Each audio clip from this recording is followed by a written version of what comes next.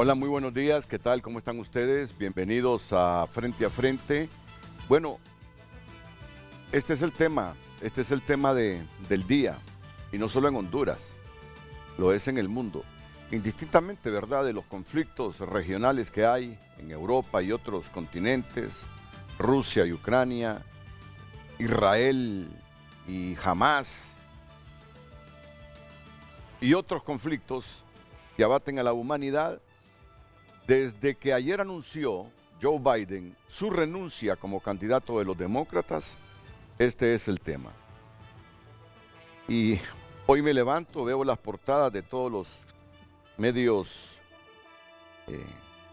en Honduras, me encuentro con esta portada del Heraldo. Kamala Harris emerge contra Donald Trump. Es la actual vicepresidenta de Estados Unidos. ¿Sabe usted que fue fiscal de California?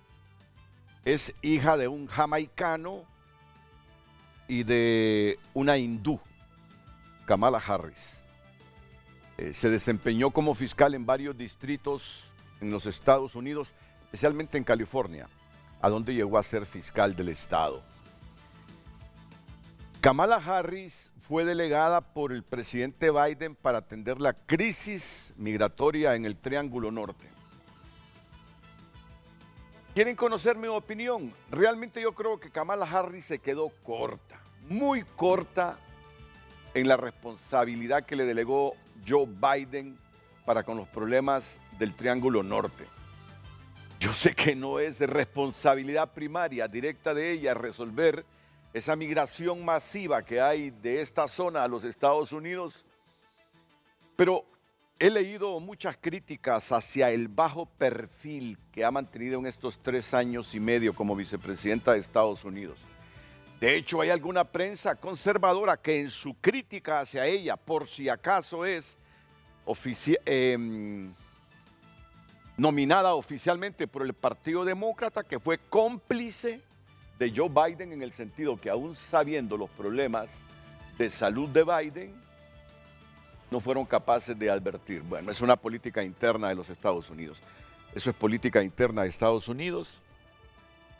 Ya se imaginan si la vicepresidenta hubiese comenzado a dudar de las facultades mentales de Joe Biden desde los 6 meses de gestión de Biden. Qué terrible hubiese sido eso.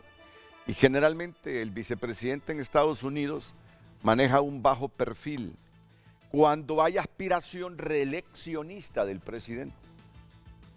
Claro, han habido vicepresidentes más comprometidos porque el presidente les ha delegado funciones, pero a ella se las delegó. Pero uno siente que se quedó un poco corta en la gestión, en esa gestión especialmente. Pero hoy tengo invitados para que nos hablen realmente cuáles han sido las relaciones entre Kamala Harris y el Estado de Honduras en estos 3 años y medio de gobierno del presidente Biden. Hoy tengo la versión oficial, porque el mundo se debate hoy si será capaz esta mujer que según las encuestas más serias que yo he leído, está 3 puntos abajo de Donald Trump. Biden estaba 5 puntos abajo en las encuestas. En las primeras horas de la renuncia de Biden, cuando dijo, mi favorita es Kamala Harris, logró reunir $50 millones de donadores privados la Kamala Harris. Porque ahí funciona el sistema. Así, ahí en Estados Unidos, así funciona el sistema. Y es dinero para la campaña. 7 horas después de que Biden anunció su renuncia y que dijo, ella es mi favorita, reunió $50 millones de dólares. No crean que para una campaña de Estados Unidos eso es un montón de dinero. De hecho, hay gente que piensa si será capaz, cuando faltan 3 meses y medio para las elecciones, de revertir la popularidad y la intención de voto que tienen los estadounidenses a favor de Donald Trump. Porque Occidente se está preguntando qué le conviene a Occidente, Donald Trump como gobernante o un demócrata, en este caso Kamala Harris. Que conste, ¿verdad? Todavía no está nominada oficialmente por la convención demócrata, porque he leído que posiblemente Biden cometió un error al decir ella es mi favorita. Se hubiera esperado un poco para buscar el mecanismo de selección a su sucesor o sucesora. Porque recuérdese que también se mencionó en los últimos meses a Michelle Obama, la esposa de Barack Obama. Pero en pasivo y activo, Michelle Obama ha dicho: yo no quiero ser candidata de los demócratas. Se ha mencionado también a la esposa del expresidente Bill Clinton, a Hillary Clinton. Aquí no despierta muy buenos recuerdos Hillary Clinton en algún sector. Ya les voy a presentar a mis invitados y sabrán ustedes por qué mi sonrisa. Solo estoy haciendo un resumen de lo que está pasando en Estados Unidos. La prensa, igual, esa es la noticia que destaca de la prensa. Me buscan por favor ya tunota.com, Proceso, Hondudiario, que son los diarios digitales más antiguos del país, que han salido otros, el de Carlos Martínez, el de Aceitú, bueno, tantos que han salido. Biden renunció a candidatura demócrata. Kamala lista para derrotar a Trump. Miren, este Trump despierta mucha simpatía entre el sector conservador de Estados Unidos. Pero el mundo tiene cierta reserva sobre Donald Trump. El resto del mundo tiene cierta reserva sobre Donald Trump. Aunque Vladimir Putin hoy salió declarando que sus reservas son de Kamala Harris, no de Donald Trump. Porque hubo algunos gestos entre Trump y Putin de cierta afectividad. La tribuna igual. Biden se retira y endosa a Kamala y saca la carta de Joe Biden a sus compatriotas de fecha 21 de julio de 2024. Me tienen a la portada de tu nota, solo para demostrarles que esta es la noticia. Hay otra noticia, por mientras me ubican rápidamente, por favor, a tunota.com, y es que han citado al presidente del gobierno, Pedro Sánchez, un juez. Lo ha citado como testigo. Está en proceso de instrucción el caso todavía, ¿verdad? No está en la fase oral, como cuando fue citado Mariano Rajoy hace algunos años. ¿Recuerdan ustedes el voto de censura de Mariano Rajoy, que no lo pudo superar y bueno, dejó la presidencia del gobierno de España? Pues Pedro Sánchez, y en un caso estrictamente de su esposa que está siendo juzgada por corrupción en España, han citado a Pedro Sánchez, un juez.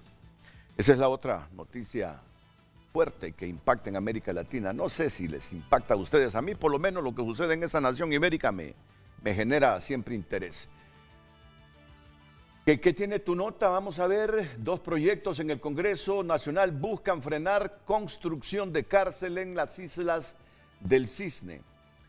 En este momento no, sí, debe aparecer abajo la noticia de Donald Trump, porque en el transcurso del domingo esta fue la noticia. No la veo. ¿Quién podrá sustituir a Biden? Opositores piden. ¿Dónde? ¿Quién podría sustituir a Biden en la carrera electoral? Aparecen ahí dos congresistas estadounidenses. Sí, ya voy a certificar bien si son congresistas, si son senadores. Pero la verdad es que el gran público pensaba o en Michelle Obama o en la Hillary Clinton.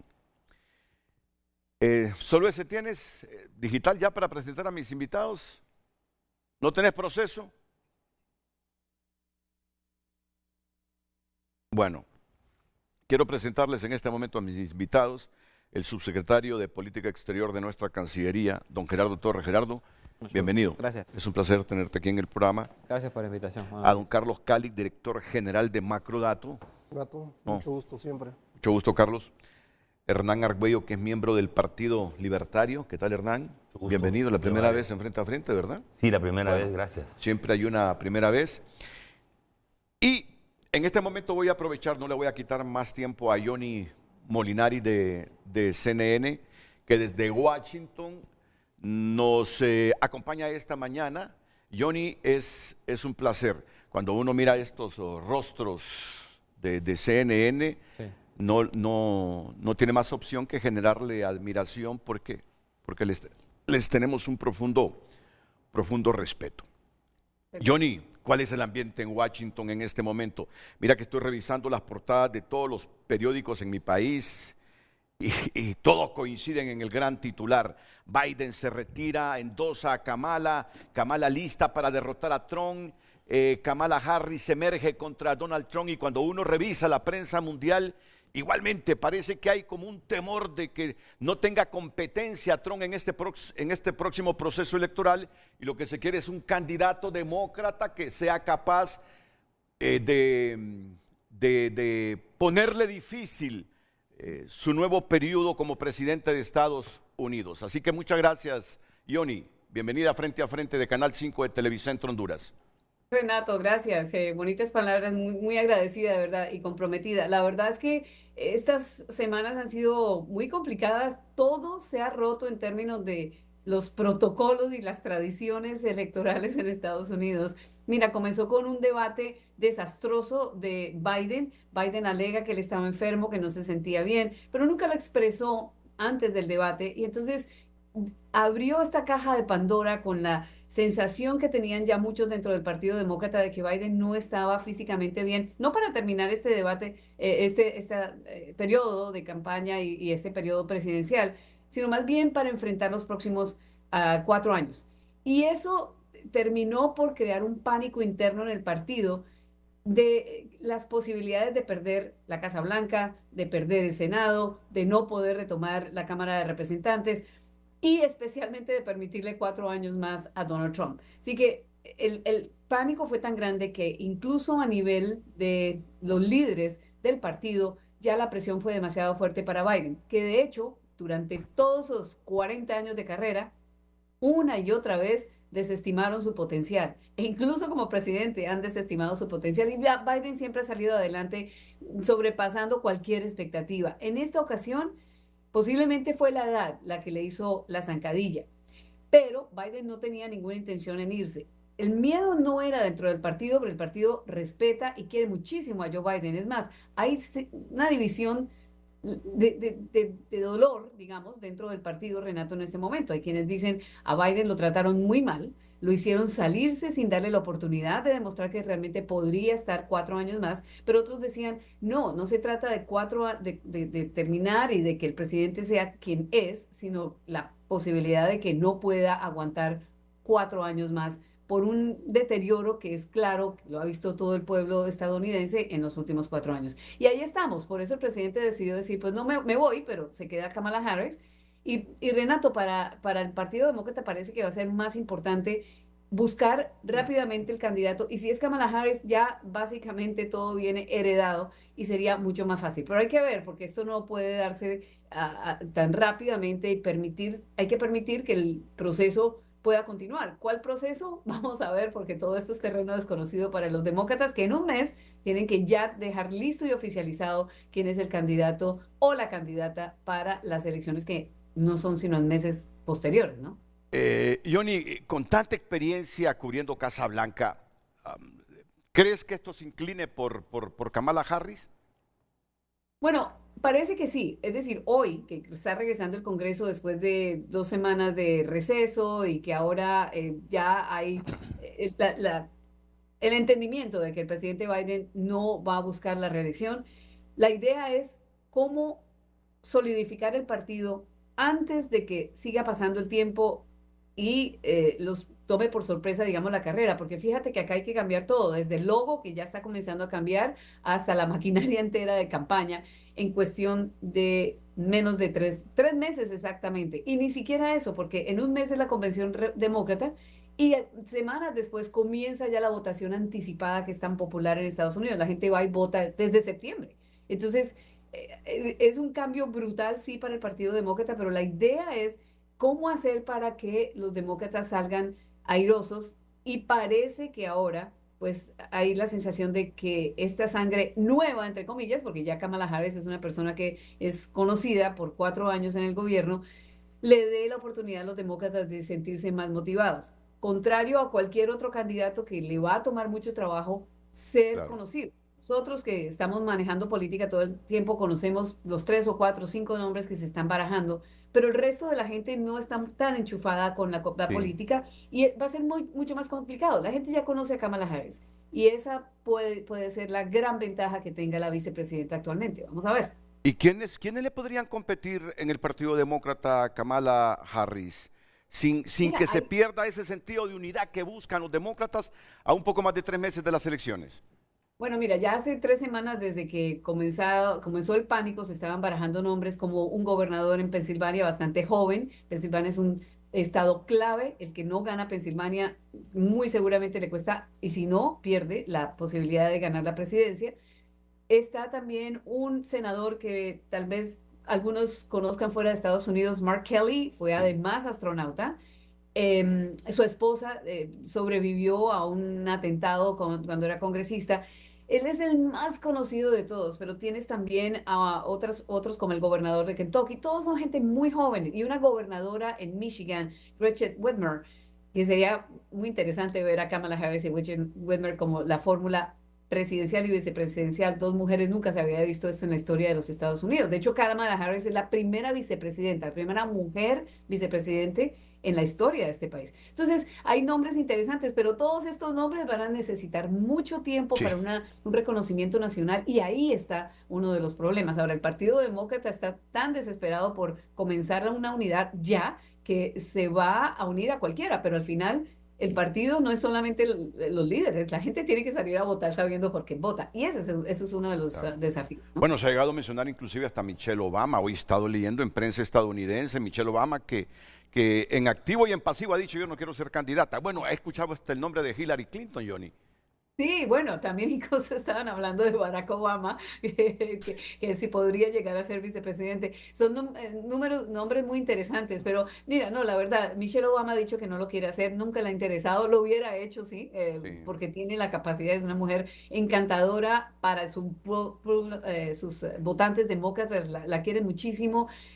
Hillary Clinton ya hace mucho tiempo dijo que no, pero sigan siendo personas muy influyentes y por eso pues se barajan esos nombres, pero es más la intención de comenzar a refrescar el Partido Demócrata, sacar ya líderes que puedan ser los que generen, pues lleven el partido a la próxima generación, como por ejemplo el actual líder de la minoría en la Cámara de Representantes, que es Hakeem Jeffries, que reemplazó a Nancy Pelosi, y ese tipo de digamos, de cambio generacional se tiene que dar. En esta ocasión vino por una zancadilla terrible de Joe Biden, pero tal vez era el momento. Una de las cosas muy difíciles sí que tiene en ese momento el partido que comenzar a sanar es esa molestia que hay dentro de muchos votantes y dentro de algunos de los mismos líderes y destacados demócratas. La forma como Joe Biden sale es más bien dolorosa para el partido, porque muchos piensan que sacaron a Biden sin darle la verdadera oportunidad que se merecía. Pero al final, Biden puede también terminar como un legado importante porque en realidad ha sido una presidencia bastante exitosa. No, yo he escuchado a algunos líderes, inclusive republicanos, no mucho, pero he escuchado a algunos líderes republicanos reconociendo en Biden lo que algunos demócratas reconocen, un patriota. Tiene un legado público Biden que nadie lo puede negar. Ahora, ya para finalizar, Johnny, hoy también he visto algunas encuestas sobre el Partido Demócrata donde Kamala Harris está muy arriba de los que pudiesen ser sus competidores dentro del partido. Pero me ha llamado una, no sé si tú crees en las encuestas, yo prácticamente me he vuelto un escéptico en las encuestas cuando se trata de mi país, que Biden iba 5 puntos atrás en unas encuestas en Estados Unidos de Donald Trump, pero que esta encuesta fue reciente, que Kamala Harris está a 3 y no a 5, a pesar de que el anuncio se hizo hasta ayer, no oficial, sino que fue el presidente que dice, bueno, esta es mi favorita, Kamala Harris. Bueno, es que ya hay encuestas que estaban midiendo anteriormente un posible escenario hipotético y Sí, entre ellos estaba Kamala Harris. la mayoría, 2/3 partes de los encuestados demócratas decían que realmente Joe Biden estaba ya demasiado, era mucho, tenía demasiada edad para poder ser presidente. Entonces, cuando se le preguntaba qué tal Kamala Harris, 2/3 partes, casi o más, casi 70% de los encuestados decían que sí, que preferían a Kamala Harris. Entonces, ya hay un medidor. Por lo que te decía anteriormente, hay un reconocimiento nacional de quién es la vicepresidenta actual. Ahora, eso no va a ser sencillo, pero va a ser muy interesante ver si es que Kamala Harris llega a ser la candidata del partido, ver un debate con Donald Trump, cómo se va a comportar el expresidente con Kamala Harris. Ella fue fiscal del estado de California en su desempeño como senadora. Fue bastante fuerte con los funcionarios del gobierno de Donald Trump. Y hay quienes ya están diciendo, va a ser muy interesante ver un debate de una fiscal con una persona que tiene 34 cargos acusado de haber defraudado al país y tener Sí, 3 ya condenas y responsabilidades civiles. Entonces, esto va a ser muy interesante, la verdad, y es un cambio generacional que el Partido Republicano no quería. Mucho más fácil con Biden, a quien conocen, y a quien veían realmente como sí. una posibilidad bastante sencilla. Pero ahora las cosas cambiaron una vez más. Mira, cambió con el debate, cambió también con el intento de asesinato a Donald Trump Sí, hace sí, sí, poco sí, más de sí. 8 días y volvió Sí. a cambiar este domingo. Vamos a ver, porque mira, de aquí a un mes, cuando empieza la convención demócrata, puede pasar mucho y mucho más de aquí a 3 meses, cuando la gente ya sale No, a votar. muchas Esto es gracias, de Johnny. lo- Mira, yo estoy inquieto por ver ese próximo debate porque Kamala Harris es experta en el debate. Ahí quiero ver Sí, al Donald Trump, ¿eh? sí, Ahí, no, claro. Y es un Donald Trump que, fíjate, fue tan desastroso el debate de Joe Biden que nadie o muy poca gente realmente se enfocó en la sustancia. Joe Biden con su fragilidad fue mucho más abierto en demostrar su habilidad y su conocimiento de política pública. Donald Trump no lo hizo. En 35 más o menos ocasiones dijo CNN o logró identificar CNN mentiras sí, durante el debate. y no se Y la nada rebatió. de política pública, nada de propuesta importante, Sí. una plataforma clara de Donald Trump. No, absolutamente nada. Que hubiera podido ser el centro de la atención del debate, pero desafortunadamente fue la poca energía que mostró Biden y los momentos de laguna mental que fueron los que generaron esto y terminaron mostrando como a Donald Trump como que realmente había tenido un debate congruente cuando nunca fue así. Johnny, te agradezco que hayas aceptado esta conexión con Canal 5 de Honduras. Ha comenzado para mí como periodista, pero bien la semana laboral, teniéndote Gracias. contigo aquí en Frente a Frente. Así que gracias CNN y gracias a la periodista Johnny Molinares desde Washington. Que estés bien, Johnny. Gracias. Hasta Bien. pronto. ¿Cómo? Y esto que no mencioné una reunión del G7 en Italia. No, ¿cuál G7? Todas las autoridades de la Unión Europea, que la presidió porque era en Italia Giorgia Meloni, la líder de derecha, que es la primera ministra de Italia. Estaban reunidos todos los gobernantes ahí, los primeros ministros, presidentes de gobierno. Y Joe Biden queda viendo hacia el cielo. Y yo no sé qué estaba viendo. Y empieza a caminar él solito viendo para el cielo. Y a todo el mundo le asombró, y a la presidenta del gobierno, a la Meloni. Y empieza la carrera Meloni a ir a seguir a Biden para donde iba, porque descolocó a medio mundo. Se desconectó totalmente el Joe Biden. Es la senectud, es la senectud. Es un hombre que le ha dado mucho a Estados Unidos. Y bueno, y el otro día, que creyendo que estaba besando a su mujer en la Casa Blanca, estaba besando a otra mujer y su esposa viene y lo agarra para donde va, le dice. La senectud, para ahí vamos todos. Hasta el vicecanciller, que es el más joven de todos nosotros. O sea que hay que respetar esas canas. Vamos a ver entonces si oficialmente se convierte Kamala Harris en la candidata de los demócratas. ¿Ya consensuamos la pregunta? ¿Ya la consensuamos? No. No, claro que está consensuada, sí, sí. Ahí está, bueno, muy buenos días, licenciado Renato, nuestros invitados. En pantalla el tema de esta mañana.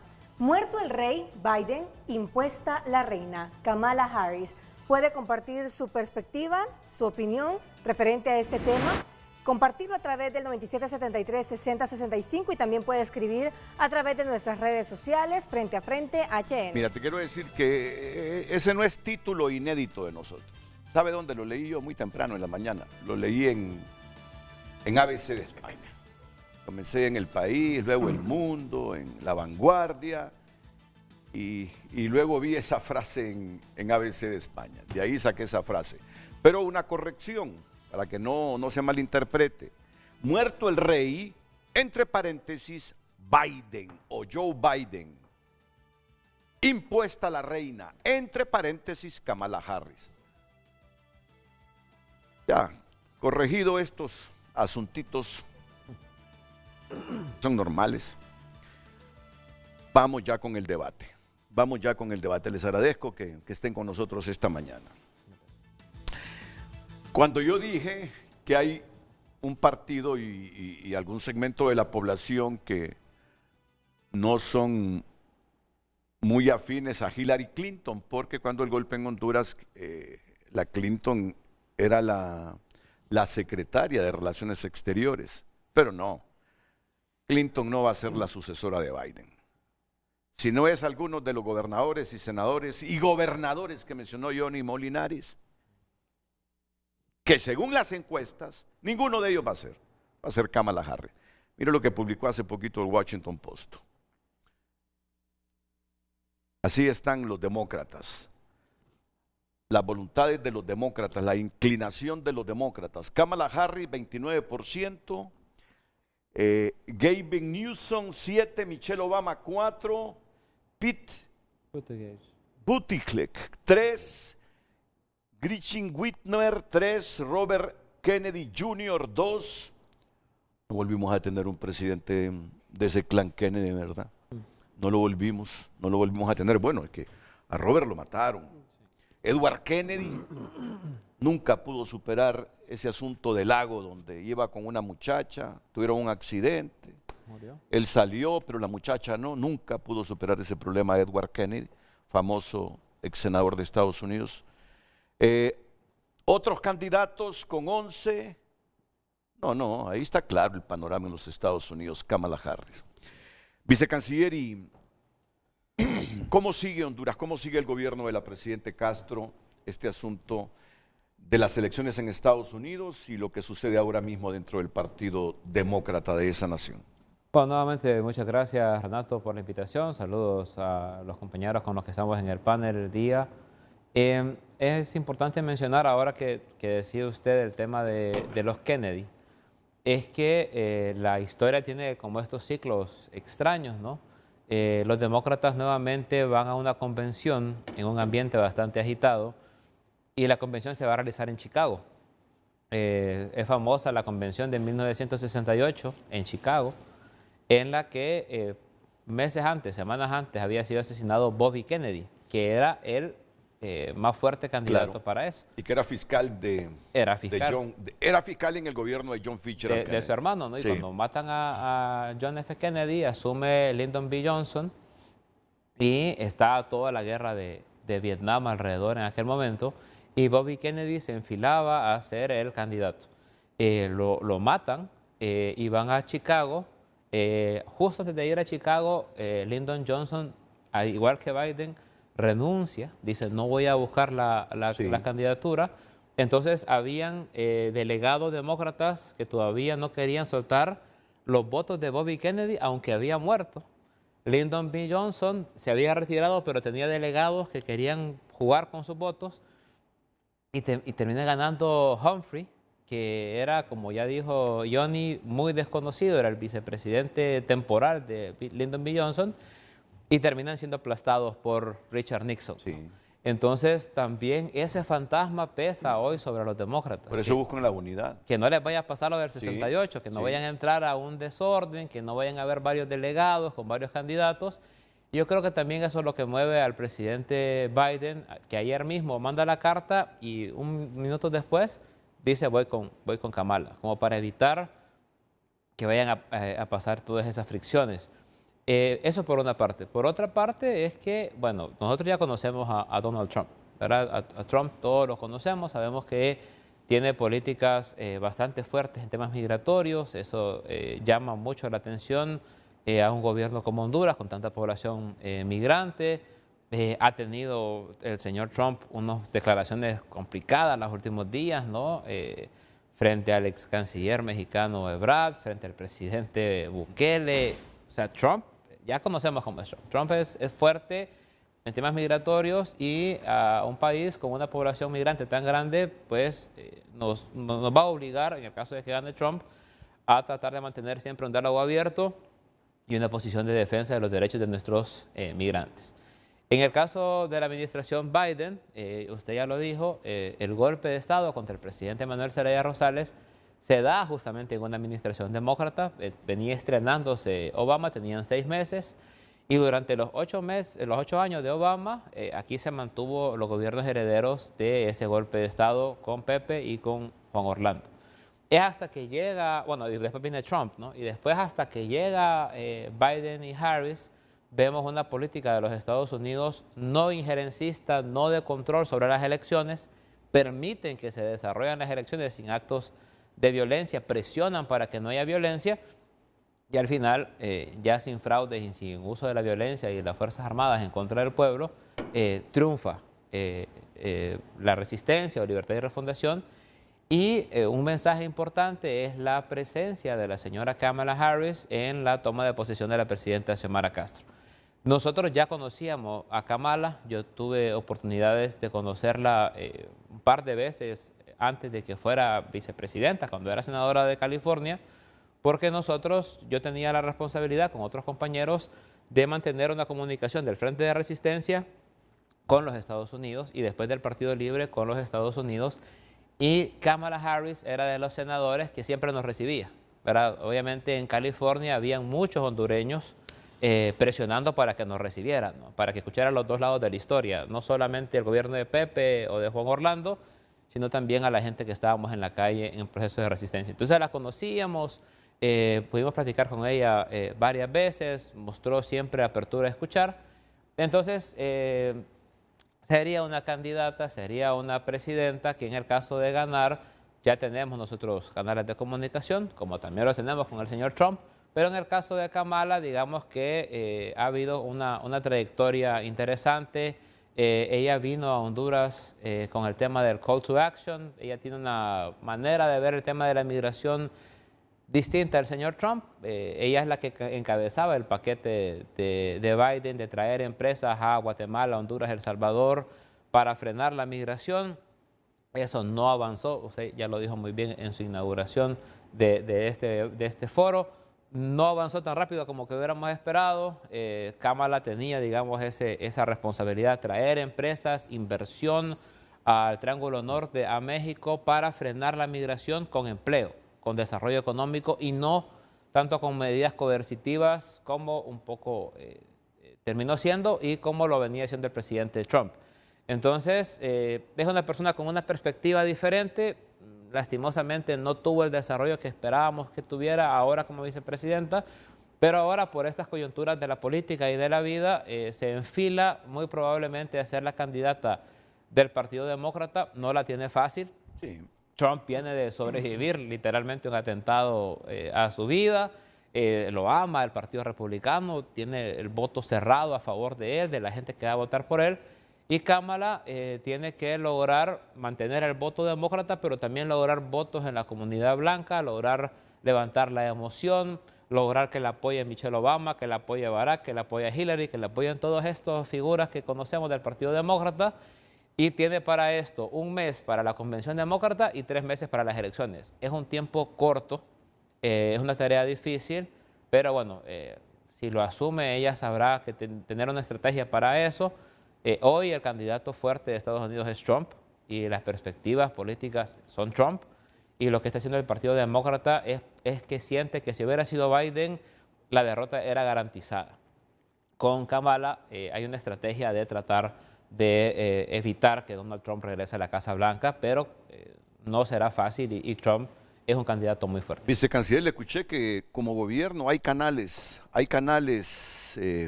para, no digo yo para que haya una cercanía entre el gobierno de la presidente Castro y Donald Trump, pero sí hay canales para facilitar algún tipo de relaciones entre el Estado de Honduras y el candidato republicano. Sí, es interesante ver cómo en el primer gobierno de Trump, o sea, el que terminó justamente con la victoria de Biden, quien tenía ese protagonismo era la hija de Trump, ¿no?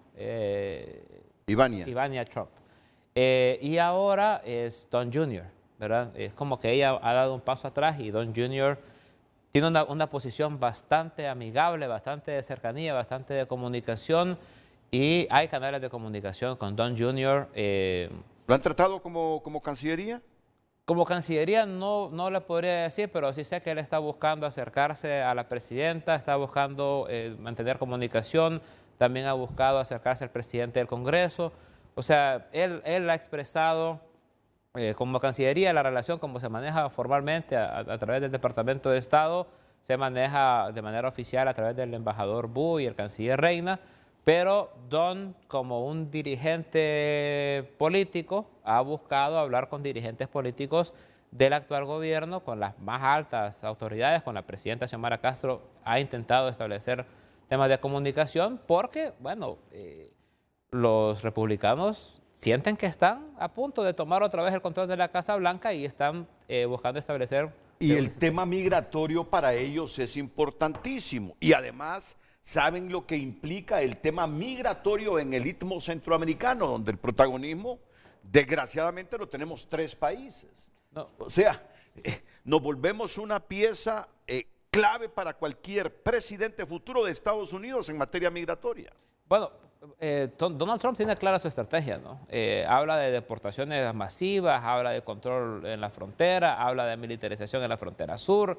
O sea, Donald Trump habla de cosas bastante claras y yo creo que ahí nadie se equivoca. Pero paradójicamente, canciller, ha sido en gobiernos demócratas donde más deportaciones hay. Si usted, es paradójico. Es paradójico, ¿no? Y si usted se acuerda de las primeras acciones que hubo en el gobierno de la presidenta Xiomara Castro, que nos llenó de mucha esperanza, fue una visita del gobierno de los Estados Unidos con grandes empresas, ¿no? Vino Microsoft, vino Credomatic, vino Apple, vino Cargill, las principales, vino Nestlé, vinieron empresas poderosísimas encabezadas por esto que Kamala Harris llamaba el call to action, o llama el call to action, que es el llamado a la acción, que es cambiar la perspectiva de Trump de la migración, como trayendo empresas y generando empleo.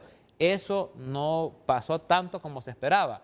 Y eso es una de las críticas que tiene Kamala Harris. Si usted mira unas declaraciones de Nikki Haley, que fue la embajadora de Trump en Naciones Unidas, con eso es que le pegaba a Nikki Haley. Le decía a Kamala Harris, tenía un trabajo, dice, she had one job, dice, que era frenar la migración, y eso fue lo que le puso Biden a hacer y no lo logró. Ese va a ser uno de los ataques en el caso de Kamala, sea la candidata, la van a atacar por ahí. Ahora, la verdad es que ya a partir de ahora, con esto que está pasando en Estados Unidos, tenemos que investigar a profundidad. Si esta mecánica de Kamala Harris, de cómo intentar frenar la migración en el Triángulo Norte, no era con la estrategia que lo hacía George Bush hijo, lo hizo Barack Obama, que anunciaban 7.000 millones en tantos años, 1.000 millones para este año. Y que yo sepa, dinero así nunca vino de Estados Unidos en efectivo. Kamala cambió y dijo, bueno, intentemos que lleguen empresas de Estados Unidos al Triángulo Norte y a México. Ahora, no sé si a El Salvador han llegado, no sé si a Guatemala han llegado, no sé si a México han llegado. Y en todo caso, el empresario que quiere venir a invertir en el Triángulo Norte mira las condiciones internas de cada país, porque no es que Estados Unidos le impone, pero estas también 10 empresas van para Honduras, estas 10 empresas para Guatemala, no, cada quien decide dónde invertir. Por eso me gustaría contrastar si han llegado empresas a otras naciones de la región. Tiene razón, ven lo que pasa dentro de los países, pero también ven los incentivos que le da a su país, y ahí está la crítica que le hacen a la vicepresidenta Harris. Se había ofrecido que a las empresas que se interesaran en invertir en el Triángulo Norte iban a tener incentivos, ya sean incentivos fiscales, tema de subsidios y otras cosas que da el gobierno de los Estados Unidos. por un tema burocrático, por lo que sea, eso no fue tan rápido. Lo que sí vimos fue un incremento en las inversiones de las empresas que ya estaban en la región. Y las empresas que han llegado, por ejemplo, la participación de Google en El Salvador, viene más de un acuerdo privado ahí, más que un incentivo público.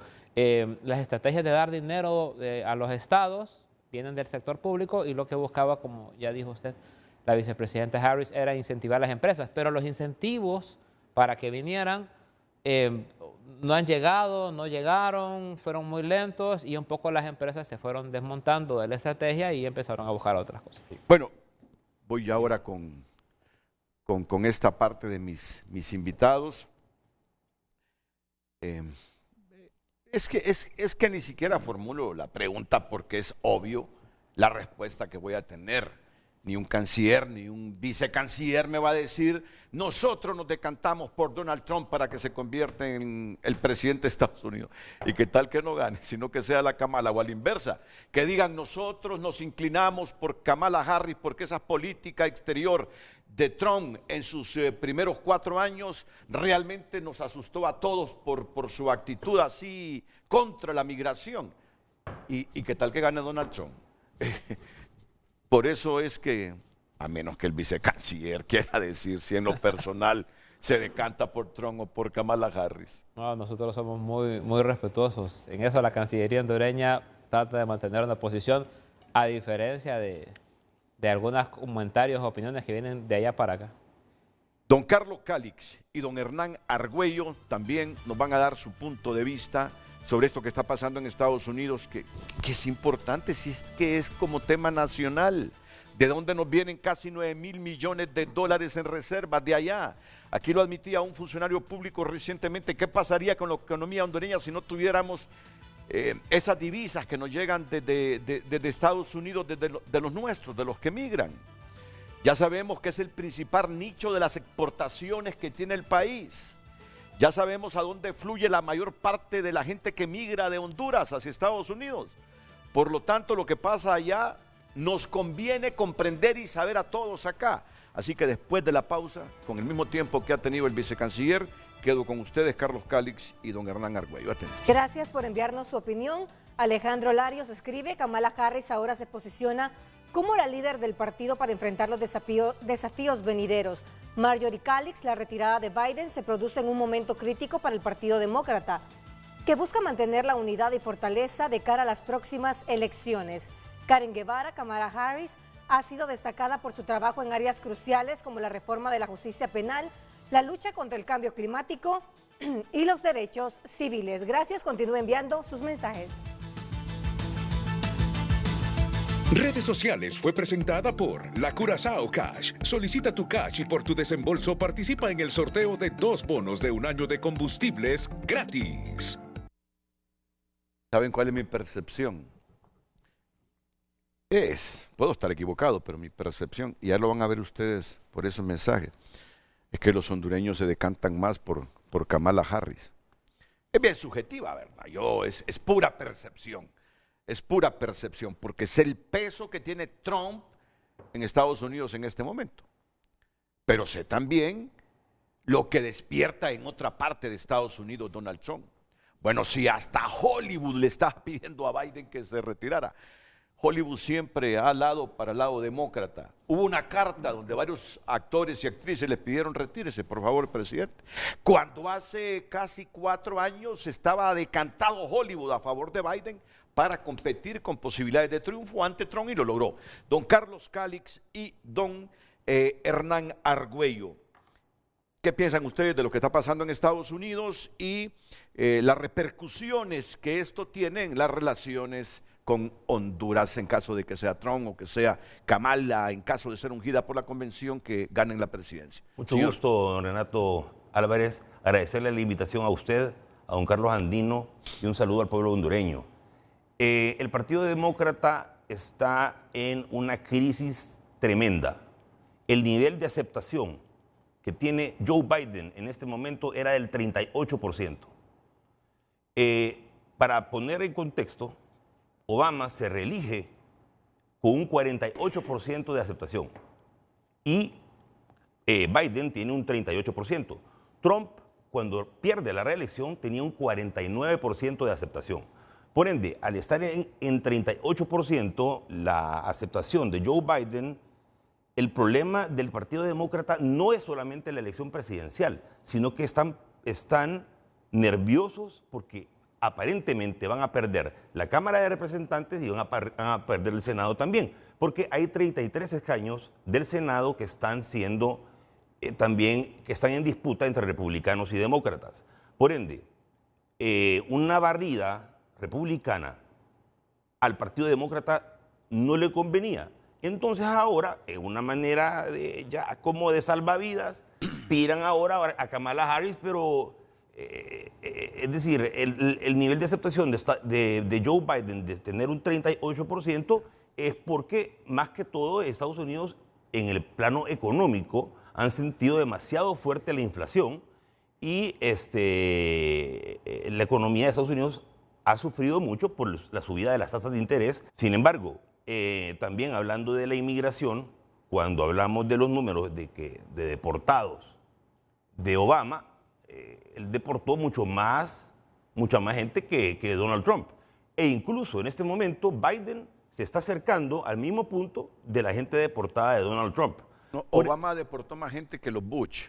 Y también y Donald Trump también. Porque Trump vino después. Sí, pero sí. Igual Obama deportó más personas que Donald Trump. Así que es. Donald Trump. Que uno cree que tienen más inclinación con los migrantes. Luego Biden también está al mismo nivel de deportaciones que Donald Trump. Ahora, ¿quién de estos presidentes ha puesto en el mapa a Centroamérica? Por ejemplo, el Growth to the Americas fue una iniciativa de Donald Trump que lo dijo en Naciones Unidas en el año 2019. Se refirió Donald Trump en su discurso a la nación en lo que se llama el Estado de la Nación. En su última intervención invitó a Juan Guaidó de Venezuela para que estuviera presente.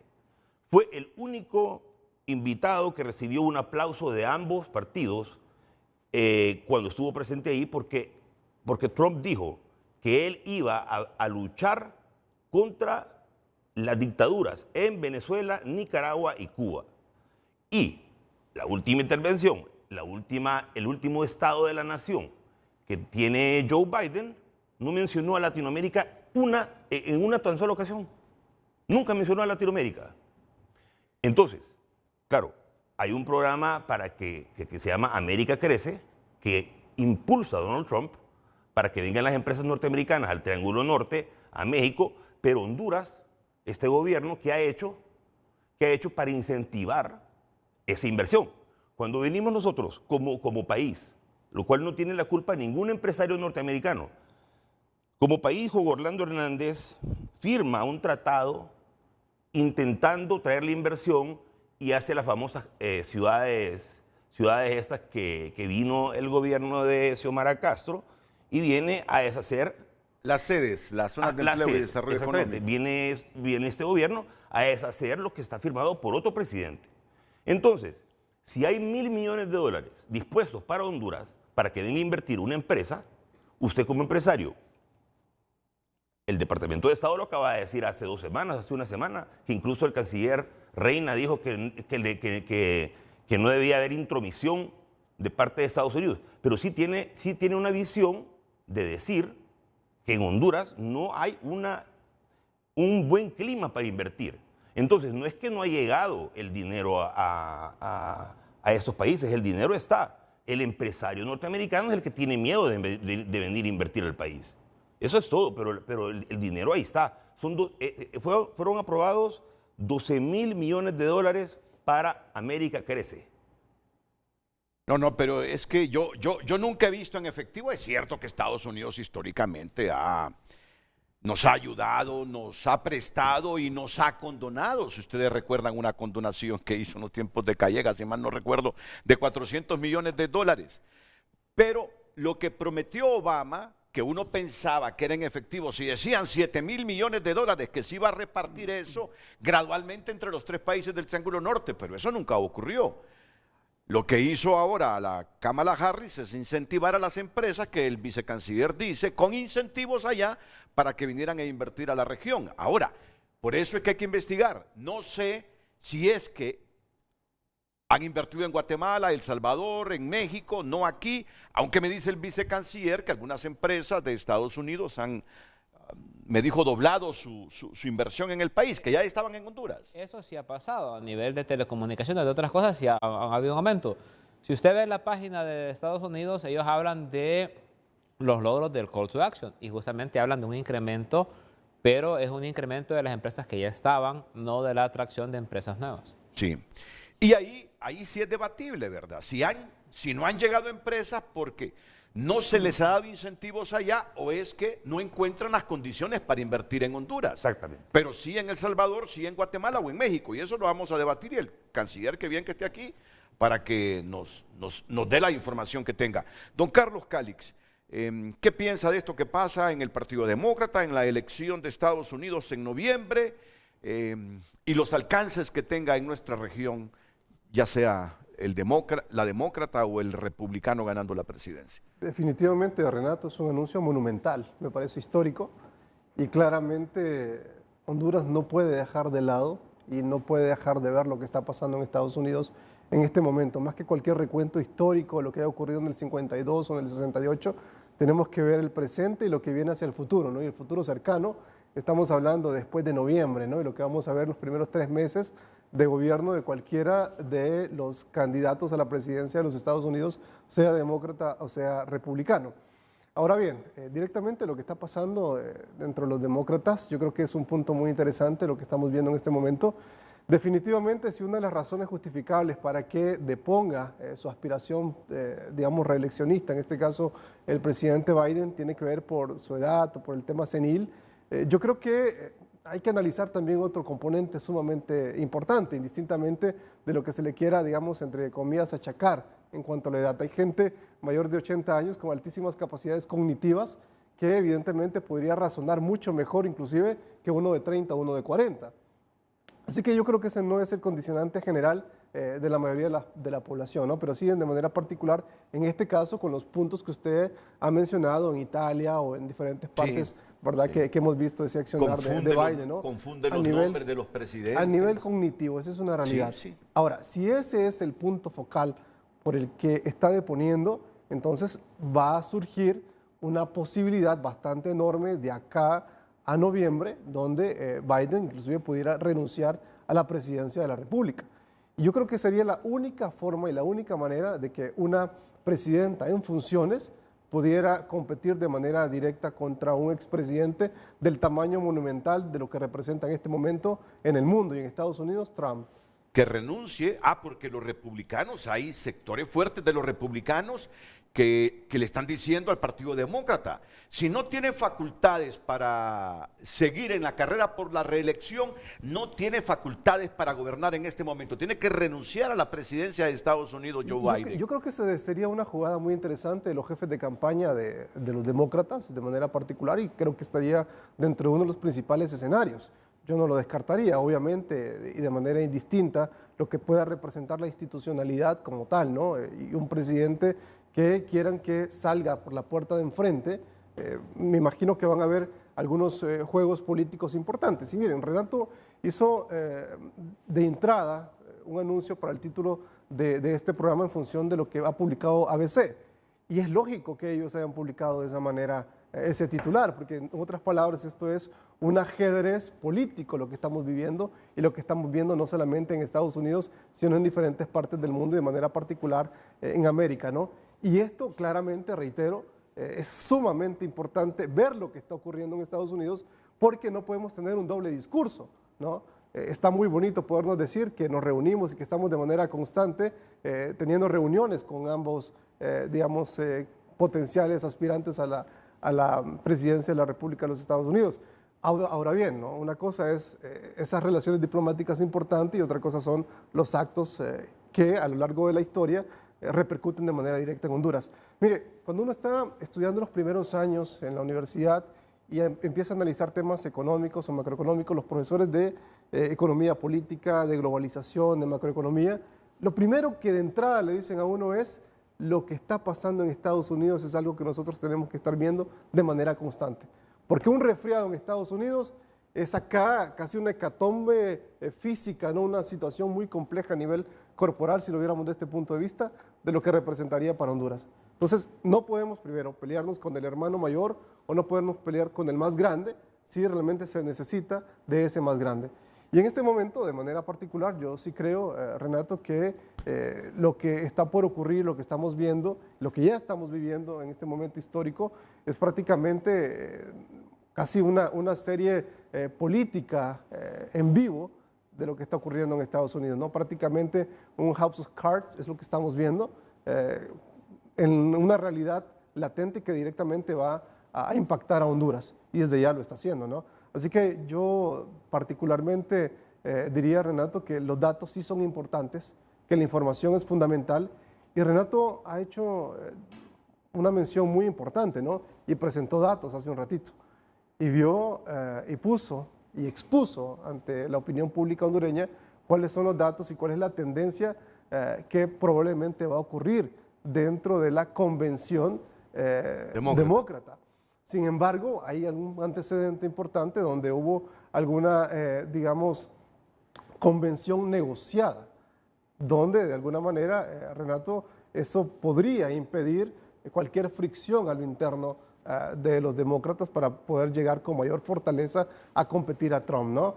Y reitero, yo creo que la siguiente jugada tentativamente sí podría ser tener a una presidenta en funciones combatiendo de manera directa a un expresidente con un nivel de popularidad altísimo y que obviamente es un sobreviviente impresionante, no solamente por el atentado de hace una semana. ¿Cómo estaban los números, Renato? Solamente para comentar, ¿cómo estaban los números? Claro. A ver, hasta el 20 de julio, o sea, estamos hablando recientemente, antes de que se hiciera el anuncio, el sábado, y que se analizaba la posibilidad de que tanto Kamala Harris como también Hillary Clinton o en algunos casos Michelle Obama pudieran competir y entrar al ruedo. Claramente y de manera específica, como usted lo ha mostrado, Harris es en este momento la virtual candidata, sí, ¿no? Ese es un hecho. Pero Ione Monilares ha hecho un anuncio que me pareció sumamente interesante. ¿Quién podría acompañar esa fórmula a nivel vicepresidencial, ¿no?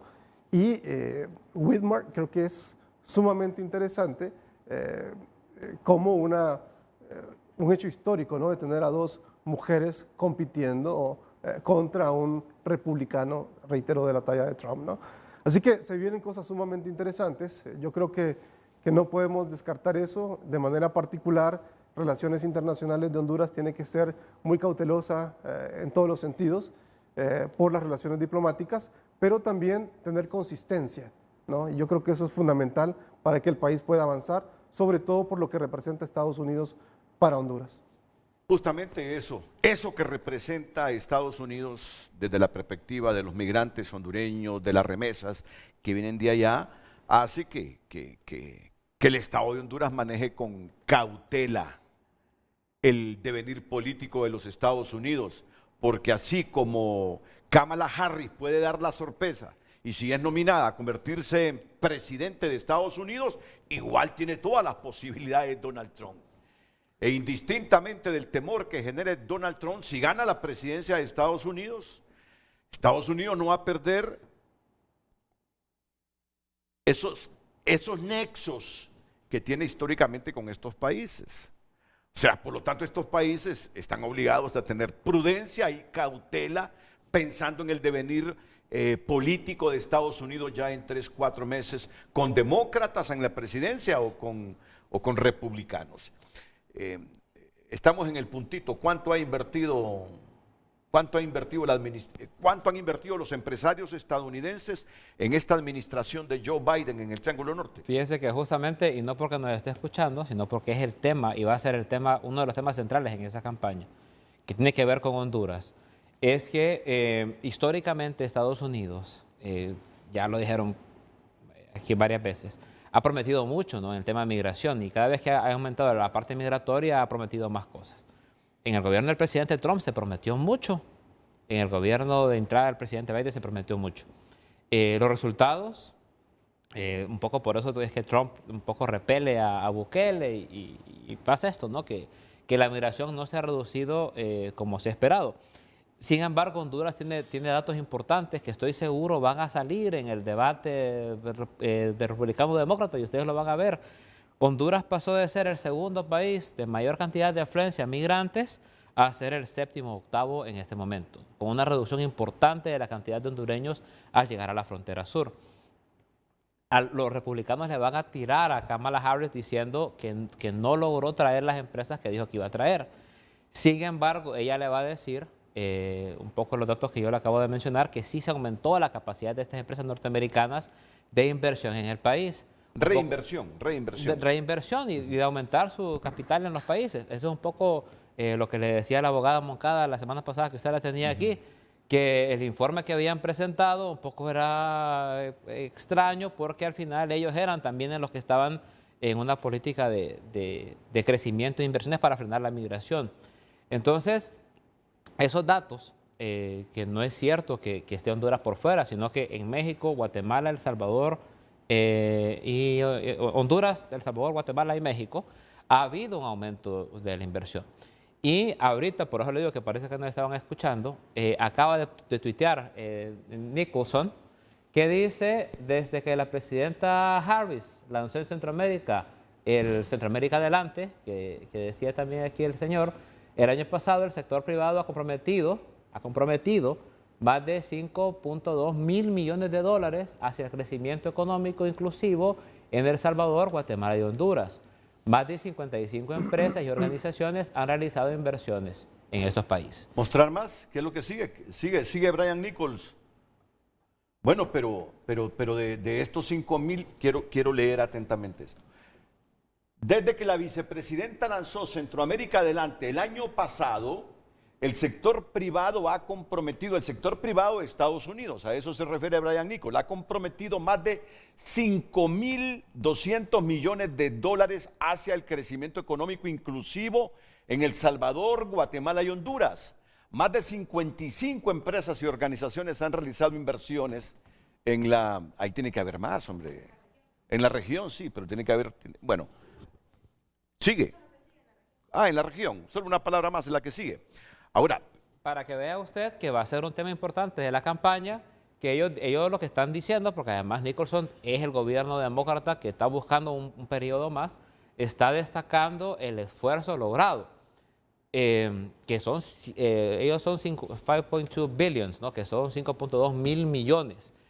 Honduras, ahí, y yo les adelanto desde ahora, va a ser levantado en algunos discursos y en algunos talking points del Partido Demócrata como una experiencia de éxito, ¿verdad?, del lado de Kamala, por la reducción de los migrantes y por los buenos diálogos que hemos tenido. Honduras pasó, como les decía, de ser el segundo país con más gente en la frontera sur de los Estados Unidos a estar hoy en el séptimo octavo.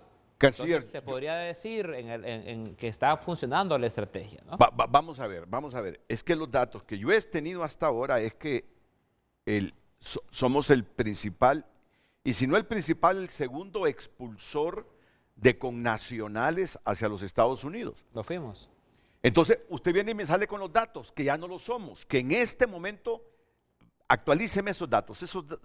Esos datos van semana por semana, mes por mes, son bimestrales, son trimestrales, porque me dice que en este momento ya no somos el primero ni el segundo país, sino el séptimo país de connacionales que migran hacia la frontera sur de Estados Unidos. Aquí le voy a pasar, que justamente estaba platicando aquí en la pausa con nuestro embajador Javier Bu, y me pasaba una tabla que se la comparto al equipo de producción para que la podamos ver, por favor. Que justamente eso nos va a poner a nosotros en ese debate, porque al final, como le digo, usted sabe que en campaña uno trata de fortalecer el lado donde su contrario le va a pegar, ¿no? Y como la vicepresidenta Harris sabe que ella era la responsable de esto, va a tratar de mostrar resultados. Claro. Y ahí se van a mostrar algunas cifras que son... Y los otros criticándole que su política en esta región no dio resultados. Y si usted se fija Sí. en el lenguaje de Nicholson, habla de 5.2 mil millones comprometidos. Está Pero hablando, por si le sacan de que correcto, está hablando de un poco más de 5 mil millones de dólares. Sí. Está hablando de un poco más de En 5 mil millones Guatemala, de El Salvador y dólares. Honduras. Pero sí me gustaría realmente que el gobierno hondureño explicara de esos 5 mil millones de dólares comprometidos por inversores privados de Estados Unidos en el Triángulo Norte y México, ¿cuántos se han comprometido a invertir en el país? Porque se trata de 5 mil millones de dólares comprometidos.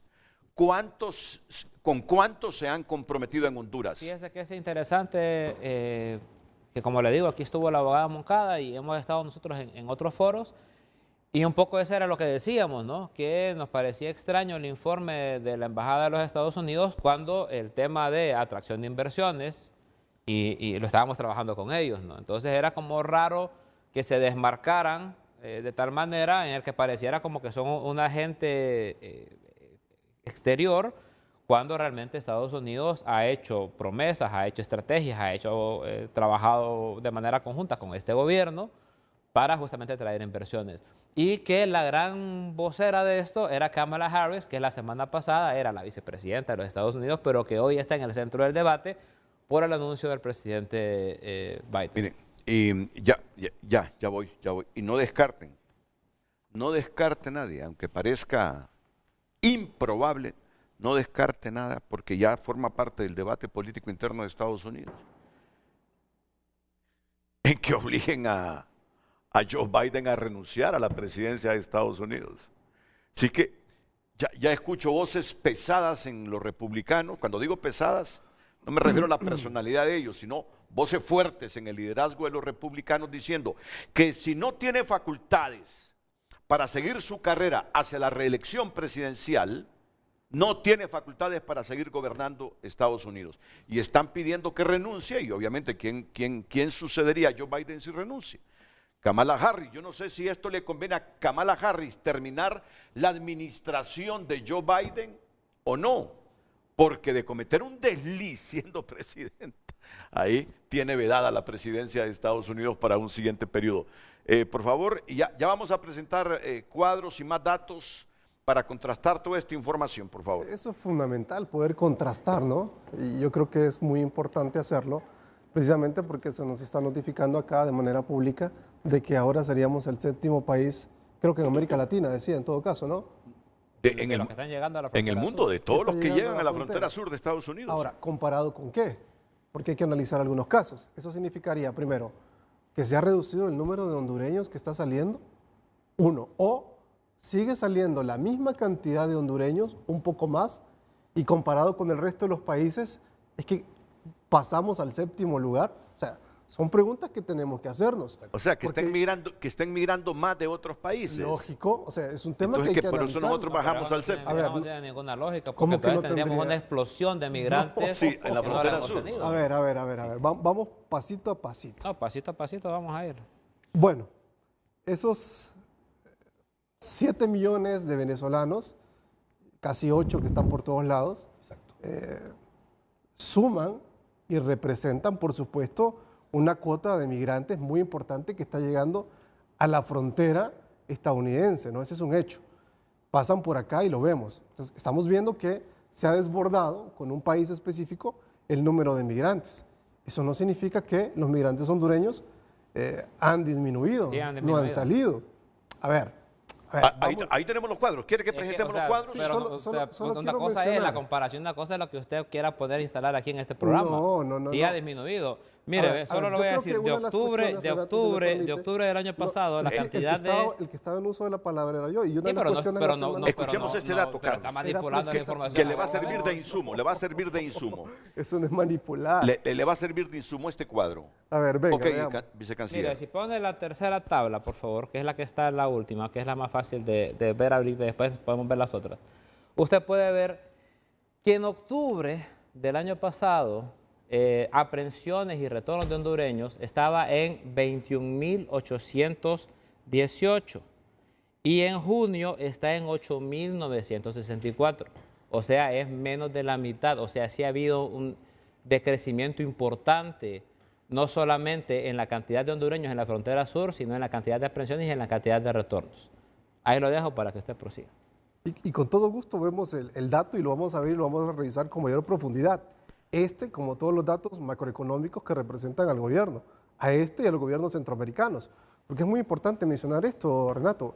Estamos hablando de un tema geopolítico, no únicamente de Honduras con Estados Unidos, sino la representación del Triángulo Norte, ¿no? Y lo que pueda representar. A ver, fíjense los términos que se han utilizado de manera inicial referente a esto, ¿no? Extraño el documento del Departamento de Estado, ¿no? O sea, son términos que se han utilizado. Y eso no es manipulación, es una opinión suya en este caso, ¿no? No obstante, una cosa es lo que los datos realmente nos demuestran y otra cosa es la realidad, lo que estamos viviendo, ¿no? Trabaja con una encuestadora. A ver, pero eso es un ¿Usted detalle. trabaja en eso, poner datos? Precisamente, vamos a revisar estos datos con mayor detalle y claramente vamos a poder emitir dos comentarios. Uno, que ratifiquen la información que está efectuando el gobierno y dos, que podría ser todo lo contrario, porque ese es el tema de la objetividad con rigor científico, ¿no? O sea, yo no puedo venir acá y exponerme de manera pública y decirlo, Renato, de esta manera, de manera, digamos, irresponsable y decir que los datos del gobierno son errados en su mayoría. Por supuesto que no. Hay algunas cuestiones donde han habido algunos avances interesantes, como hay una cantidad enorme de indicadores en términos generales, que yo puedo citar al menos de 44, 4 que de manera particular son fuertes, y esos de 44, 40 que deben de revisarse, o sea, es una cosa que hay que mencionarla, Renato. No solamente se trata de venir con retórica y armar un relato muy bonito de las cosas que pueden suceder o que están pasando, ¿no? Estamos hablando de realidades, ¿no? Y la realidad macroeconómica del país no es la más adecuada. A ver, pero es que... Usted trabaja en macrodatos, mire los datos, están los datos. Precisamente por eso. Si quiere ponemos la segunda gráfica solo para poner el comparativo, ya que está hablando comparado a qué. La segunda, por favor. Arriba. Esa es la tercera, la segunda. La segunda, esa es la primera. Estos son datos del gobierno de los Estados Unidos. Obviamente ahí está en papel embretado nuestra embajada, pero la que están de varios colores, las líneas, que está arriba de esa que tiene ahí, la va a poder ver. Arriba. Más abajo, ahí está. Esos datos, esas diferentes líneas son los comparativos de las detenciones y aprehensiones. Céntrenla, por favor. Del 2020 al 2024. La línea roja, que fue la peor, fue el año 2021. La línea amarilla fue el año 2023. Y si usted ve la línea verde, es el año 2024. O sea, hay una tendencia a la baja en la cantidad de hondureños en la frontera sur de los Estados Unidos y una tendencia a la baja en las aprehensiones y una tendencia a la baja, por tanto, en las deportaciones. Estos son datos. O sea, no sé por qué el señor Cáliz quiere venir a contradecir la narrativa. Me imagino que no quiere que se diga que en efecto la política interna del país y la política de evitar una migración tan masiva está dando resultados. Yo le digo y le adelanto desde ahora, estos datos, junto con el dato que acaba de publicar Nicholson de la cantidad de inversión, van a tener un papel relevante en la campaña de Harris porque ella tiene que demostrar logros y uno de esos logros justamente es como estas inversiones. Y le tengo el dato, Renato.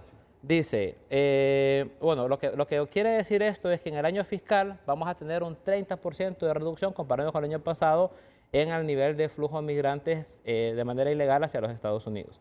Y el call to action de esa cantidad hasta hoy en Honduras se han invertido 545 millones de dólares en Honduras del call to action, como le digo, de empresas que ya estaban.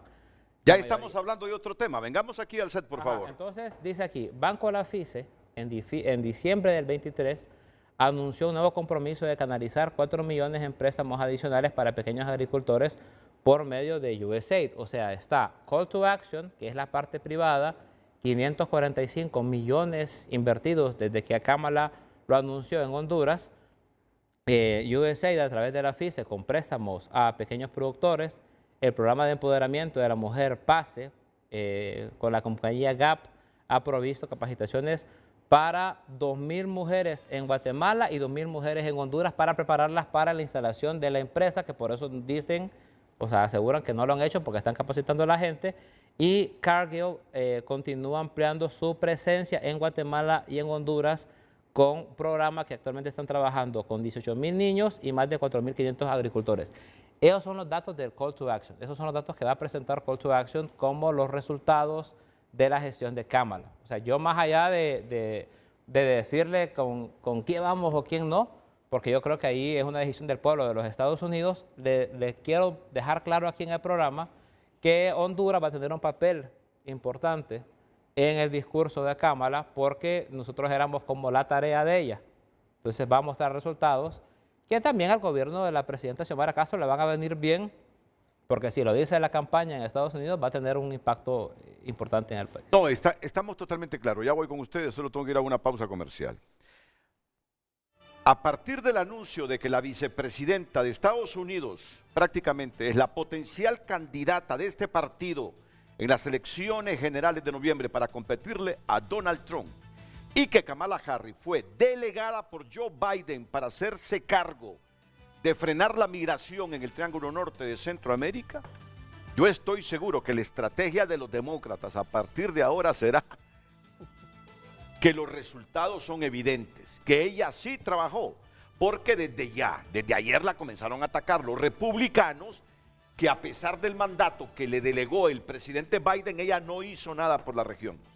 Los demócratas y sus estrategas van a salir diciendo, no es cierto lo que están afirmando los republicanos. De hecho, miren lo que Brian Nicholson, por favor, si ponemos ese mensaje de Brian Nicholson otra vez, está diciendo, ya como para contrarrestar lo que están afirmando los republicanos de Kamala Harris. Ya estamos en pleno juego político ahora que se ha convertido en centro de la política de Estados Unidos, la Kamala Harris. Por favor, tienen el de Brian Nicholson.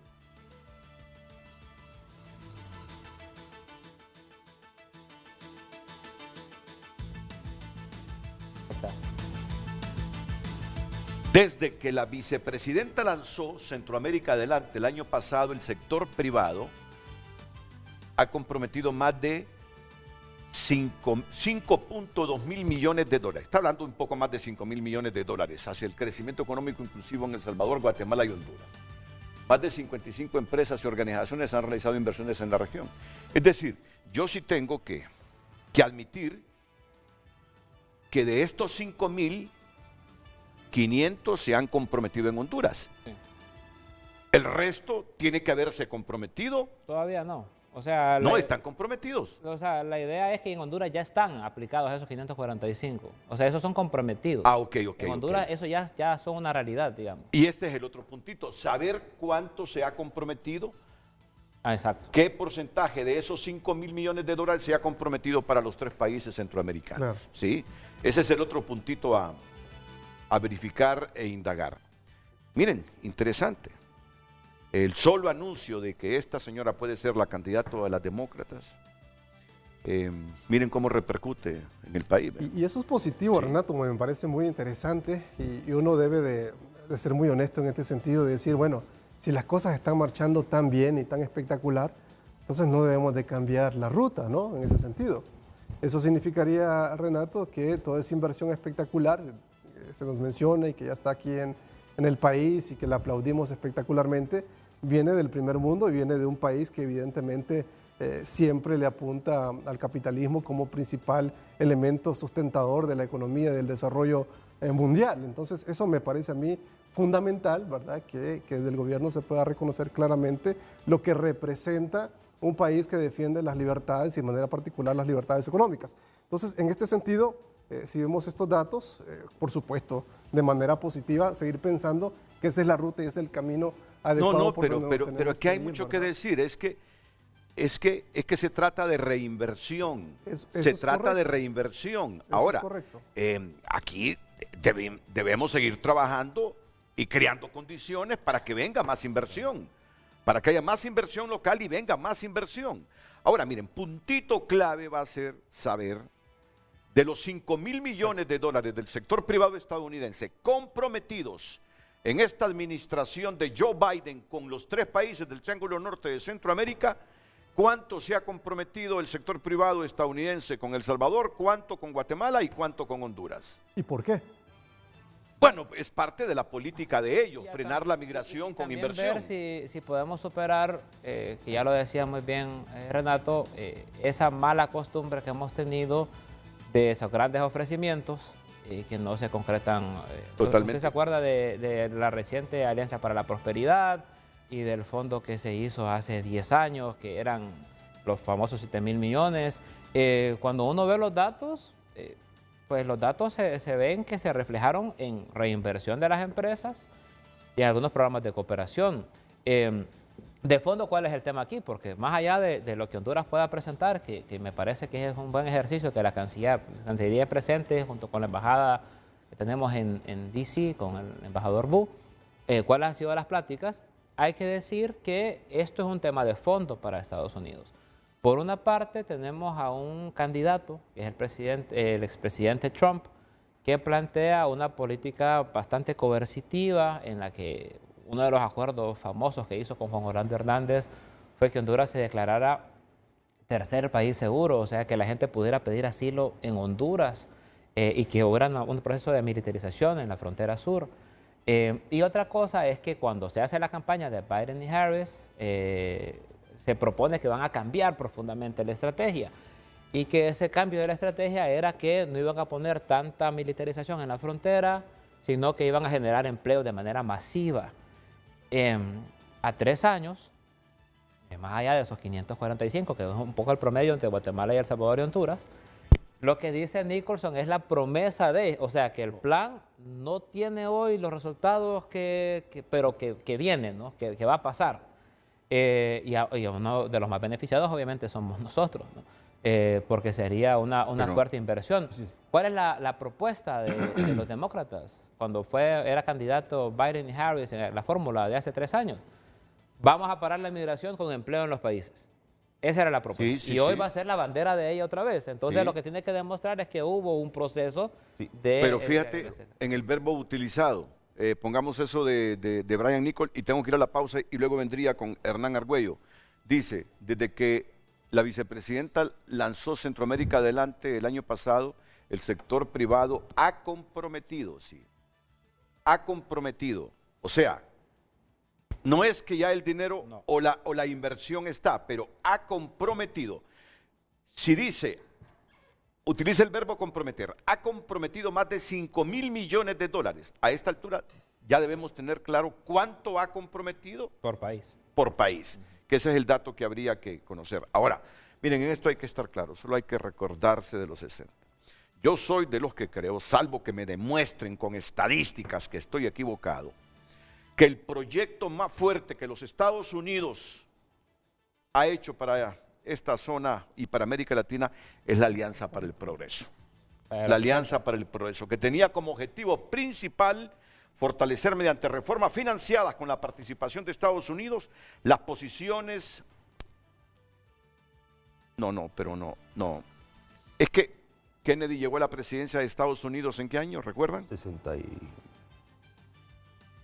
Kennedy, 61. John Fitzgerald Kennedy, propuso en 1961 un programa de ayuda económica y social para la región denominado Alianza para el Progreso.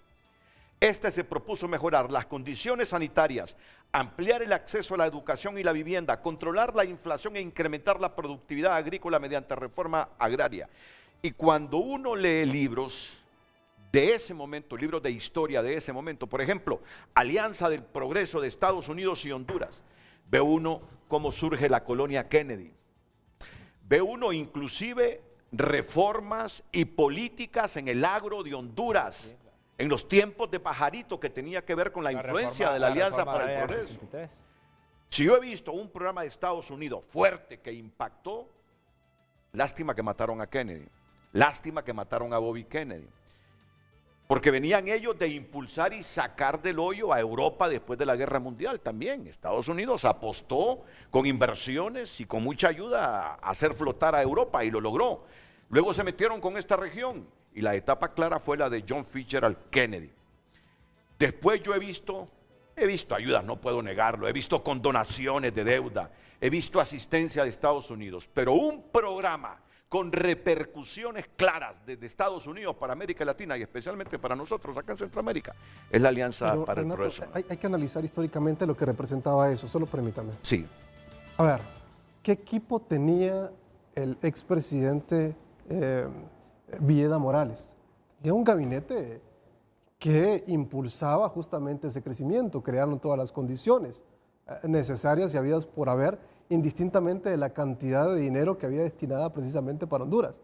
Y lejos de eso, esa cantidad de dinero que llegaron a Honduras desde el 58, el 61 hasta el por lo menos 65, que fue casi de manera constante, eran dineros que llegaban al pueblo y que la gente evidentemente lo sentía y lo vivía y lo palpaba porque se empezó a generar institucionalidad.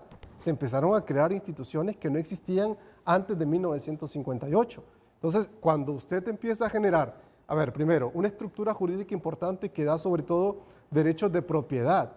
A ver, eso es un elemento fundamental para poder atraer inversiones. Y eso fue lo que se inició en aquel momento.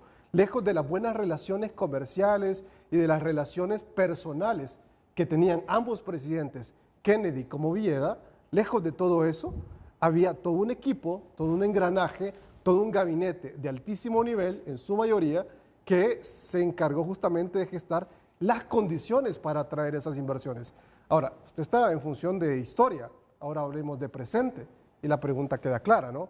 Si en este momento, si hace 10 años, si hace 12 años, si hace 25 años, teníamos el equipo en cuanto a gabinete, presidencia de altísimo nivel, con la capacidad suficiente para poder generar ese Estado de Derecho y generar sobre todo, Renato, un elemento fundamental que necesitamos tener los hondureños sumamente claros, son los derechos de propiedad. Si en ese momento, hace 60 años, si hace 25 años y si actualmente contamos realmente con eso, entonces esos dineros, esa cantidad de dinero que se ha comprometido, que es el término correcto que se ha utilizado en este momento, porcentualmente va a venir en altas cantidades, primero a Guatemala, fíjese el orden que pusieron, ¿no? Si es El Salvador, Guatemala u Honduras, o si es Guatemala, El Salvador u Honduras. O es Honduras, Guatemala, El Salvador. ¿Ya? Entonces, Sí, claro. eso hay que analizarlo. Eso hay que No, analizarlo. claro. Después de la pausa comercial, no sé si vamos a tener estos datos ahora mismo, pero yo les aseguro que esta temática va a dominar el panorama de aquí a las elecciones en Estados Unidos. Continuamos dando lectura a su opinión. Ochoa escribe, siendo la reina de color, tendría que esperar el primer movimiento de Donald Trump para identificar la estrategia a seguir contra el blanco. Algo cierto, el presidente que llegue a Estados Unidos, las políticas hacia América Latina serán las mismas, simplemente como el patio trasero. Samuel Carballo, Kamala será presidenta, logrará restablecer el apoyo a los demócratas en estados como Michigan y Pensilvania, que son por lo que ellos están apostando. Joseph escribe, los presidentes son seleccionados, no elegidos. Frase de Franklin Roosevelt. Arged, envía una fotografía. Pedro, Kamala Harris puede continuar las políticas progresistas iniciadas por Biden, asegurando la estabilidad y progreso en temas como el cambio climático y la justicia social. Luis Enrique, su liderazgo puede revitalizar la democracia estadounidense, promoviendo una mayor participación ciudadana y transparencia en el gobierno. Emanuel escribe, la presidencia de Harris marca un hito histórico, siendo la primera mujer y persona de origen sudasiático y afroamericano en ocupar el cargo, inspirando a futuras generaciones. En Honduras, muerta la reina, Xiomara impuesta a la reina Rixi, escribe un televidente. Silvia Raudales Harris es conocida por su apoyo a la tecnología y la innovación, lo que puede impulsar el crecimiento económico y la competitividad estadounidense, escriben los televidentes. Usted también puede opinar, hágalo a través de nuestras cuentas. ¿Tenemos algún elemento nuevo, vicecanciller? No. Si no, vamos con don Hernán Argüello. Sí, yo me refería con usted, licenciado Renato, en este tuit que puso el licenciado Reina, el canciller, que dice, con relación al informe de clima de inversiones 2024 presentado por el Departamento de Estado sobre Honduras, reafirmamos firmemente nuestra posición de principio de rechazar y condenar todo informe unilateral emitido por un Estado sin la autorización de otro. Ahora, yo a lo que me refiero y que hablaba y que coincido con el licenciado Cálix, es que el Departamento de Estado O sea, si el dinero está. Estados Unidos quiere poner dinero sobre la mesa para evitar la, No. para evitar la Ahí está el migración. error. Sí, Ahí está el error. sí. No, la estrategia de ellos cambia. No es poner dinero sobre la mesa. No es entregarle 1.000 millones a la tesorería de Honduras o con Guatemala, El Salvador. Es decirle a sus empresarios, necesitamos que ustedes inviertan en esos 3 países, van a tener incentivos fiscales para que con las empresas nuestras allá se genere empleo y no se venga ese flujo migratorio. Así es. No son dólares en efectivo. Y es a empresas norteamericanas para que vengan a invertir a Honduras. Claro. Sin embargo, el Departamento de Estado emite un comunicado donde dice que el clima de inversión en Honduras no es viable. Entonces, eso es lo que rechaza el canciller Reina. Pero el Departamento de Estado, si Estados Unidos está poniendo el dinero sobre la mesa para los empresarios norteamericanos, también tienen que ver si en Honduras existe un clima de inversión para que no lo vayan, como decimos con Cáliz aquí, a extorsionar y que exista una buena viabilidad para que Honduras utilice bien esos fondos. Vamos a ver, es que no es que Estados Unidos le pone dinero en la mesa a los empresarios, no. Los incentiva a que inviertan acá en la región. Allá ellos deciden, tampoco que les ponen un lazo o una soga al cuello para que inviertan a huevos, como decimos. Ellos analizan las condiciones de los 3 países y dicen, aquí nos conviene invertir porque quieren rentabilidad, pues no quieren exponer su dinero acá, Sin perderlo. embargo, es interesante cómo cambia la retórica, ¿no? Y el enfoque según el momento político, ¿no? La semana pasada era un ambiente muy diferente al que es hoy, como ya lo dijo Renato, por la posibilidad de que Kamala Harris sea la candidata del Partido Demócrata. Hoy seguramente se va a hablar del éxito de Honduras de reducir el flujo migratorio, ¿no? Porque sea o no sea por la inversión o no de las empresas o por esto o lo otro, ese dato de la reducción del flujo migratorio sí es concreto y es fácil de verificar. Se hace con la Embajada de los Estados Unidos, con el Departamento de Estado, y eso al Partido Demócrata le va a servir. Si Kamala Harris es o no la presidenta de los Estados Unidos, podría cambiar o no el espacio con el tema migratorio. Pero estos 100 días que faltan para las elecciones van a servir, sobre todo al gobierno de la presidenta Xiomara Castro, para mostrar datos que son importantes, que lastimosamente no tienen o han tenido la proyección que quisiéramos que tengan, ¿no? Pero si lo dice Kamala Harris, si lo dice Nicholson, si lo dice eso, el otro, va a ser una oportunidad para mostrar esos datos, más allá de lo que pueda pasar en la contienda, que como ya dije, es algo interno de los Estados Unidos. Una cosa que yo difiero con el señor Calix es que primero me dijo a mí que no había que hablar de historia, pero ahorita se voló una interesante tesis cuando habló de Pajarito y de Kennedy, porque la historia es importante, no hay que descartarla, pero hay un dato que no estoy de acuerdo, que él dice que es por un tema del gabinete de Pajarito. Y puede ser que haya sido un gabinete o no, eso podríamos debatirlo, pero es que la Alianza para el Progreso de Kennedy no solo benefició a Honduras, benefició a Bolivia, a Venezuela, a Brasil, a Argentina, a Costa Rica, a Perú, a Chile, a Colombia. Y porque era una decisión del gobierno de los Estados Unidos, sea como haya sido el gabinete que hayan tenido cada uno de estos países. Lo importante es la decisión de los Estados Unidos de poner esa cantidad de dinero, que ahí sí era una transmisión de fondos directo a los estados para programas de desarrollo. ¿Qué es lo que está haciendo la presidenta Xiomara Castro? Hablando de gabinetes y de capacidades y de posibilidades. Es que con el mismo dinero que le dieron a Juan Orlando, con el mismo dinero que le dieron a Pepe Lobo, ha logrado resultados eficientes y efectivos e importantes en el tema de la reducción del flujo migratorio. Eso habla, ya que estamos hablando de gabinetes, de una buena acción en ese sentido. Pero a mí me parece que el argumento de decir que los gabinetes buenos o malos son los que determinan eso se queda muy corto. Porque sí es cierto, tiene un papel el gobierno, pero también tiene un papel la decisión interna de los Estados Unidos y tiene un papel la posibilidad y la estrategia que pueda haber de utilizar esos fondos. Y solo cierro esto porque ya veo que ya va a terminar el programa y quiero dejar una idea clara. Volviendo al tema de la historia. Cuando se da aquella convención demócrata del 68, que pierden el control y que después le gana a Nixon, hay un elemento fundamental que es la guerra de Vietnam que le está pegando a Lyndon B. Johnson.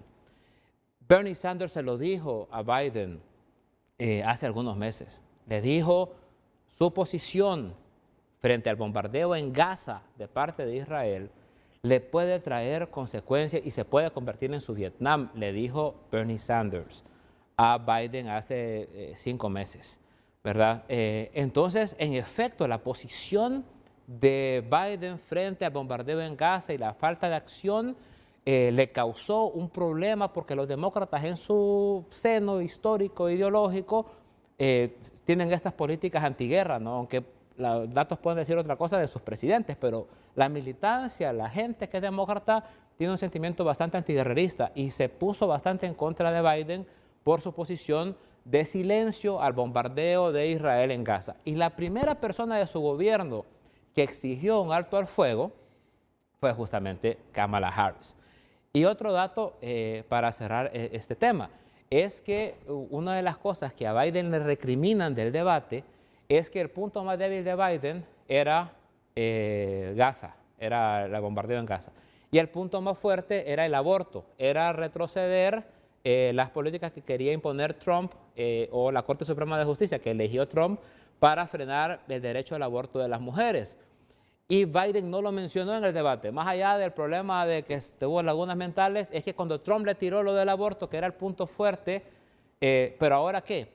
Kamala Harris definitivamente levanta la bandera de los derechos de las mujeres al aborto y es una de las voces, de las primeras voces del Partido Demócrata. Entonces, aunque hayan cosas, que hemos hablado mucho del tema migración, pero como para retomar al tema general, es que Kamala va a tener una posición seguramente diferente frente al bombardeo en Gaza y va a levantar como mujer la bandera más fuerte que tienen los demócratas para ganarle ese voto indeciso a Trump, que es las mujeres rurales de los Estados Unidos que están interesadas en alguien que defienda su derecho al aborto, que están perdiendo por las políticas que impulsó Trump, que va a impulsar Trump y que impulsa la Corte Suprema de Justicia, que fue electa hoy en su mayoría por el gobierno de Trump.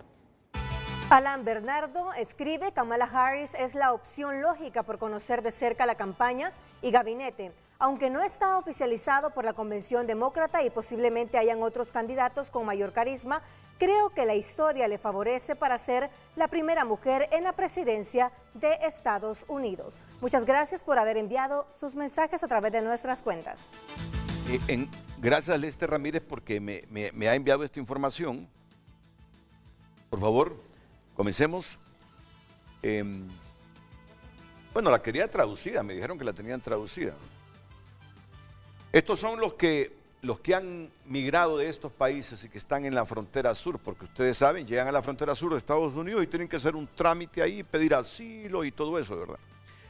De México, 308,000, de Guatemala, 86,000, Venezuela, 72,000, Cuba, 65,000, Ecuador, 62,000, Colombia, 55,000 y en el séptimo lugar aparece Honduras con 49,000, Haití, 48,000, El Salvador, 21,000, Perú, 20,000, Nicaragua, 16,000. ¿A estos datos se refiere usted? Sí, solo para aprovechar la gráfica que mandó Lester, hay que decir que México siempre es el primer lugar, es el país vecino. Honduras estaba en el segundo lugar, que hoy tiene Guatemala. Honduras llegó a tener cifras arriba de las 100,000 personas cuando estaban las caravanas en su punto más alto, 2017, 2018, 2019, y hoy tenemos 49,000, o sea, una reducción desde hace 6 años para acá de la mitad, y lo que reportaban los datos del Departamento de Estado y de Homeland Security es que este año la reducción va a ser de un 30%, o sea, una reducción todavía grande. Por eso es que Honduras pasa de estar en el segundo a estar en el séptimo octavo. No necesariamente, solo para que no vayan a decir que es que aumentó el número de venezolanos y ecuatorianos, vean los números de Honduras, pues Honduras tenía números arriba de las 100,000 personas y hoy está en 49,000. Todavía falta mucho por hacer, pero es una reducción del 50%. Y vamos con el siguiente, porque también en el clima de negocios, me dice Lester que, y me pone la fuente, www.cbp.gov, es fuente oficial de Estados Unidos. Tiene problemas, donde hay problemas, dice, es con el tema de negocios, porque localmente hay obstáculos de entrada al país, refiriéndose a Honduras. Datos sobre ayuda del gobierno de Estados Unidos a Honduras. En 2023 fue de 181 millones de dólares, que es lo que vemos. En el 2022 fue de 204 millones. Estos montos han sido los más altos desde los tiempos de Ricardo Maduro. O sea, con Ricardo Maduro conseguimos la cuenta del milenio. Sí. Me dice que desde ese gobierno de Ricardo Maduro no se habían conseguido estos datos de 181 millones en el 2023 y 204 en el 2022. En cuanto a asistencia, ayuda estadounidense a ¿Usted Honduras. se acuerda el tuit de la señora Sam Power, que es la jefa de USAID? Habló hace 2 años justamente de que iba a haber un aumento del trabajo con el gobierno de Honduras y se ve Y ese reflejado. dinero fue aprobado durante Donald Trump. Ese dinero fue aprobado durante la gestión de él, que se llama América Crece. Ok. Carlos, gracias. Seguro que vamos a tener más programas viendo cómo Y muy evoluciona contento, Renato, este asunto de la porque política esta es la estadounidense. ruta por Gracias, donde tenemos que vicecanciller. irnos, ¿no? Gracias.